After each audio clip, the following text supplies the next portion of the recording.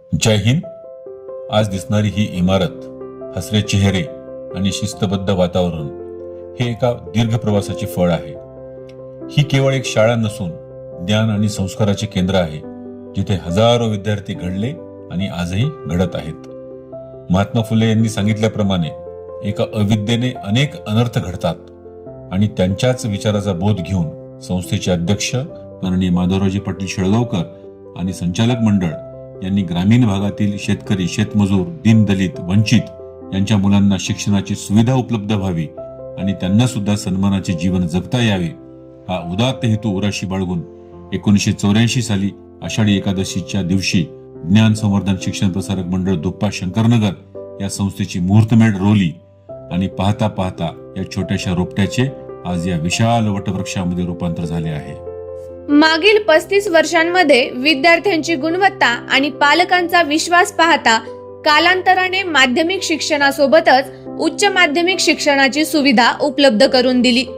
दुप्पा, धर्माबाद, मुगाव, शेळगाव आणि अटकळी या भागात विद्यार्थी केंद्रित उपक्रम राबवण्यासाठी संस्थेचा विस्तार झाला.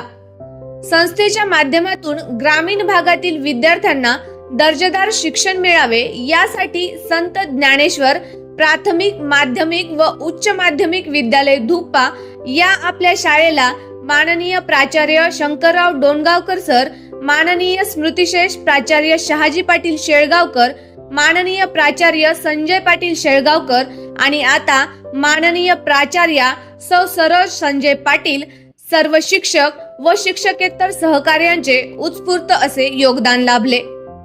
शिक्षण म्हणजे केवळ पुस्तकात बंदिस्त असलेले ज्ञान नव्हे, तर विचारांना दिशा देणारे आणि व्यक्तिमत्व घडवणारा एक सुंदर असा प्रवास आहे. इथे घडतो शिस्तीचा आणि जबाबदारीचा संस्कार आणि आज या टप्प्यावर शाळा आधुनिक तंत्रज्ञान, प्रशिक्षित शिक्षक व विद्यार्थी केंद्रित शिक्षण पद्धतीसह नव्या युगात प्रवेश करून वाटचाल करत आहे. विद्यार्थ्यांच्या सर्वांगीण विकासासाठी संस्थेच्या वतीने जे विविध विद्यार्थी केंद्रित उपक्रम राबवण्यात येतात, त्या उपक्रमांची आपण आता थोडक्यात माहिती घेऊया. वेळेच्या बाबतीमध्ये केवळ दोनच गोष्टी केल्या जाऊ शकतात. एक तर ती योग्य पद्धतीने वापरात आणल्या जाऊ शकते किंवा वाया जाऊ शकते. विद्यार्थ्यांनी त्यांचा प्रत्येक मिनिट योग्य त्या पद्धतीने वापरावा आणि स्वतःची प्रगती साध्य करावी यासाठी त्यांना डेली डायरी हा उपक्रम देण्यात आलेला आहे.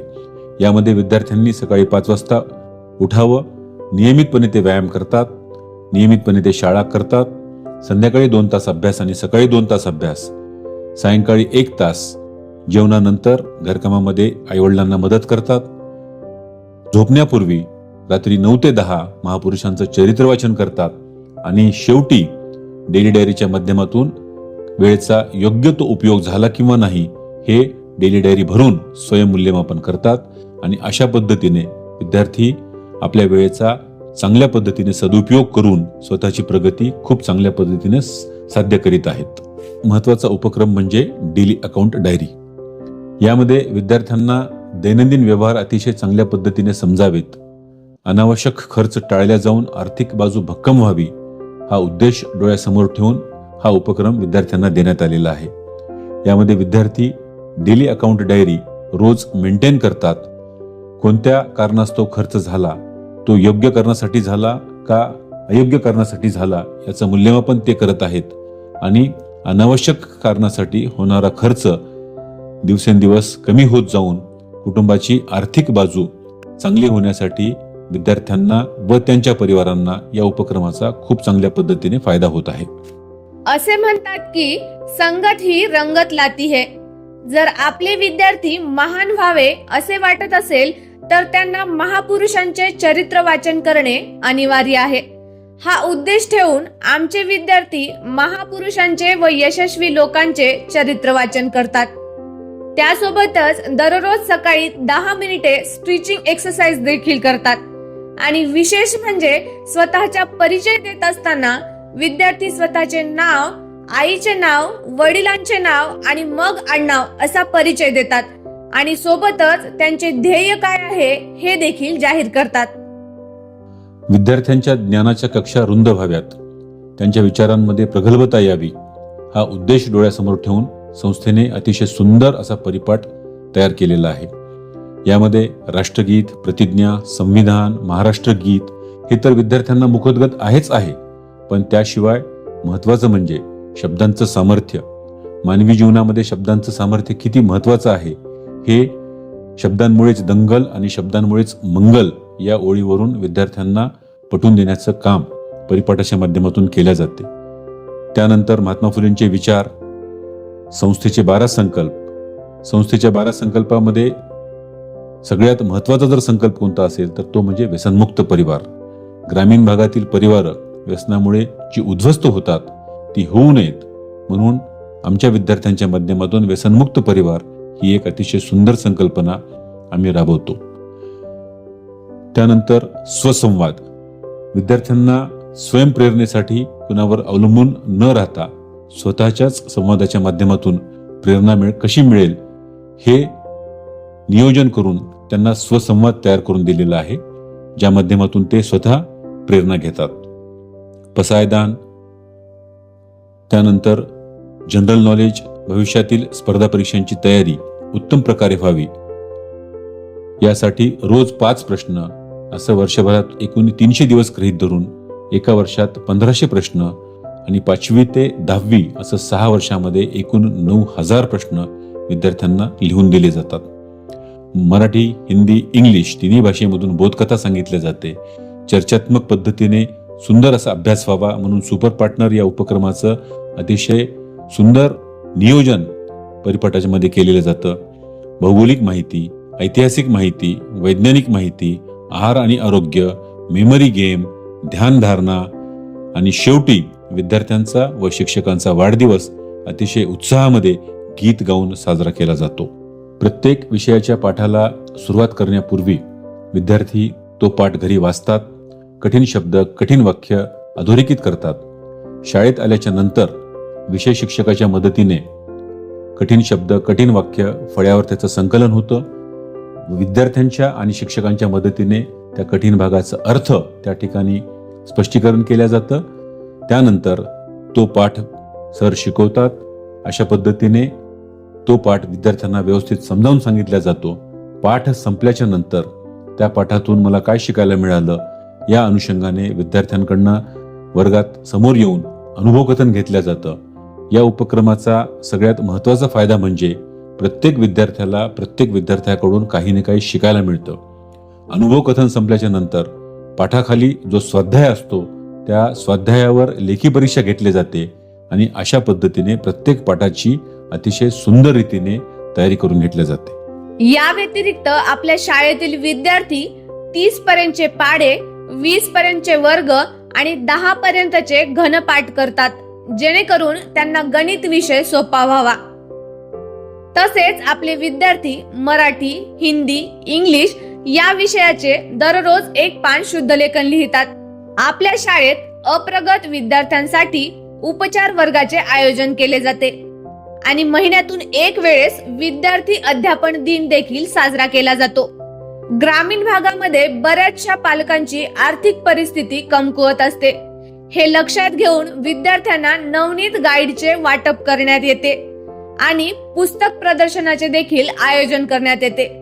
आपल्या शाळेतील विद्यार्थी 4थी आणि 7वी स्कॉलरशिप, नवोदय तसेच NMMS अशा विविध स्पर्धा परीक्षेमध्ये देखील सहभागी होतात आणि या स्पर्धा परीक्षांसाठी आपल्या शाळेतील उत्कृष्ट शिक्षक विद्यार्थ्यांना वेळोवेळी मार्गदर्शन करतात. स्वच्छ घर परिसर आणि वृक्ष लागवड अभियान आपल्या शाळेद्वारे राबवण्यात येते. त्यामध्ये स्वच्छतेसाठी श्रमदान घेतलं जातं.